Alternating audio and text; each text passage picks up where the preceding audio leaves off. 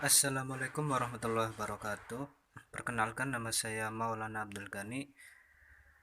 Di sini saya akan menjelaskan mengenai analisa kebutuhan dan karakteristik siswa. Dalam suatu pembelajaran, biasanya terdapat siswa yang mudah paham dalam memahami materi pelajaran. Ada juga yang sedang-sedang, gak terlalu cepat, gak terlalu lambat. Dan yang terakhir ada yang lambat banget dalam memahami pembelajaran. Namun dari semua itu, semua siswa mempunyai kelebihan dan kekurangan terhadap potensi yang dimiliki. Karena itu semua merupakan anugerah dari Tuhan Yang Maha Esa. Dan dengan semua itu, guru jadi semakin meningkatkan inovasinya dan meningkatkan kreativitasnya dalam menciptakan pembelajaran yang sekiranya mudah banget dipahami oleh siswanya. Nah, di sini ada contoh. Misal, siswa dalam mata pelajaran bahasa Arab merasa kesulitan dalam menyusun kalimat, ditambah dengan dari contoh tersebut bagaimana nantinya guru itu ciptakan cara yang mudah seperti dengan gambar atau dengan yang lainnya yang sekiranya mudah gitu. Mungkin sekian dari saya. Terima kasih. Wassalamualaikum warahmatullahi wabarakatuh. Saya Harsakra Miliansyah, NIM 1917402241. Di sini saya akan melanjutkan dari pemateri sebelumnya, yaitu tentang perumusan tujuan. Perumusan tujuan dibagi menjadi 3. Yang pertama ada learning oriented, yaitu di dalam perumusan tujuan harus selalu berpatokan pada perilaku siswa, bukan perilaku guru.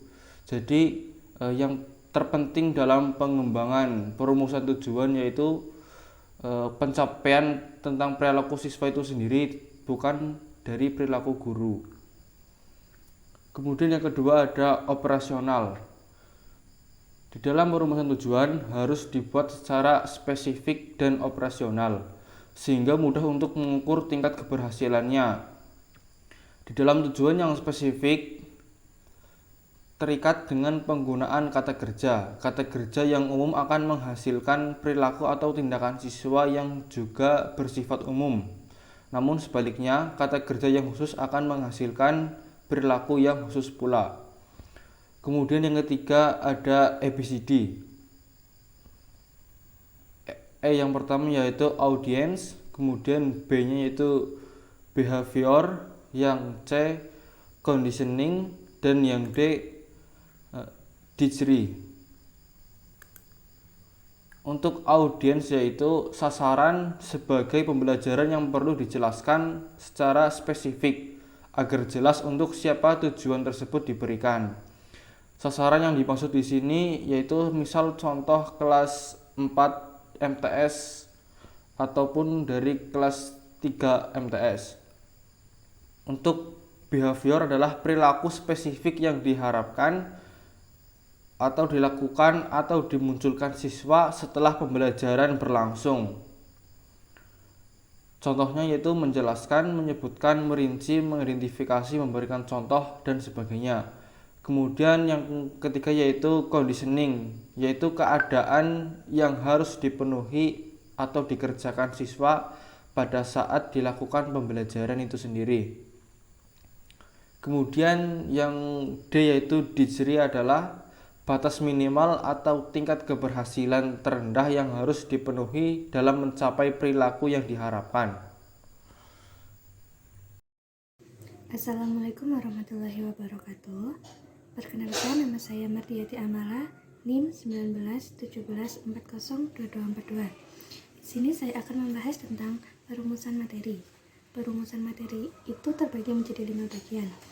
Yang pertama yaitu validasi, adalah materi yang dituangkan dalam media untuk pembelajaran, apakah benar-benar telah teruji kebenarannya atau belum. Yang kedua yaitu signifikansi, Signifikansi membahas tentang sejauh mana materi tersebut penting untuk dipelajari, penting untuk siapa, di mana, dan mengapa. Yang ketiga yaitu utility, kebermanfaatan akademis dan non-akademis. Yang keempat, learnability, mungkin atau tidak mungkinnya dipelajari, yaitu tingkat kesulitan layak untuk digunakan. Dan yang terakhir yaitu interest. Interest membahas tentang bagaimana cara kita menarik minat dan dapat memotivasi siswa untuk mempelajarinya lebih lanjut. Assalamualaikum warahmatullahi wabarakatuh. Saya Rizky Enohmah dari kelas 5 PAIB NIM 1917402244. Di sini saya akan sedikit menjelaskan materi tentang perumusan alat pengukur keberhasilan. Perumusan alat pengukur keberhasilan terdapat 3, yaitu pengetahuan, keterampilan, dan sikap yang telah dirinci dalam tujuan. Kemudian, dalam alat pengukur keberhasilan terdapat 3 subbab, yaitu relevan tujuan, relevan materi, dan relevan tes. Assalamualaikum warahmatullahi wabarakatuh. Perkenalkan, nama saya Cahyatul Winata, NIM 191402246. Di sini saya akan menjelaskan tentang garis besar program media atau disingkat GPM. GPM merupakan pedoman ya bagi para penulis naskah dalam merumuskan program media. Untuk merumuskan program media diperlukan acuan analisa kebutuhan, tujuan, dan materi. Namun sebelum merumuskan itu semua diperlukan telaah topik. Telaah topik sangat penting karena kita harus pintar memilih topik yang akan dibahas ketika dibuat program media. Contohnya ya, perkembangan psikomotorik. Nah, dalam menjelaskan hal itu diperlukan media audio maupun video. Karena dalam materi tersebut berisi tentang teori-teori yang sulit dijelaskan lewat pengertian saja. Terima kasih. Assalamualaikum warahmatullahi wabarakatuh. Perkenalkan, saya Ilham Auladi, NIM 1917402247. Di sini saya akan membawakan materi sedikit mengenai penulisan naskah media.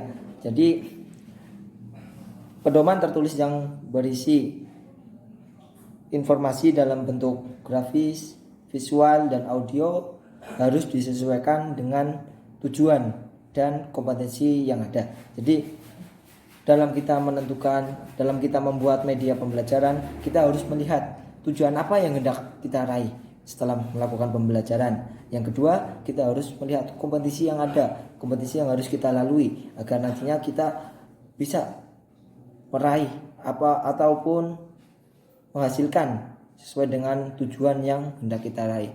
Mungkin itu saja dari saya, kurang lebihnya mohon maaf. Wassalamualaikum warahmatullahi wabarakatuh. Baik, saya Zulfatul Adawiyah, NIM 1917402248.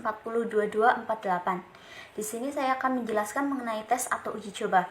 Nah, tes atau uji coba itu digunakan sebagai bahan evaluasi dari media yang telah kita buat. Apakah sudah memenuhi tujuan dari pembelajaran media tersebut atau belum?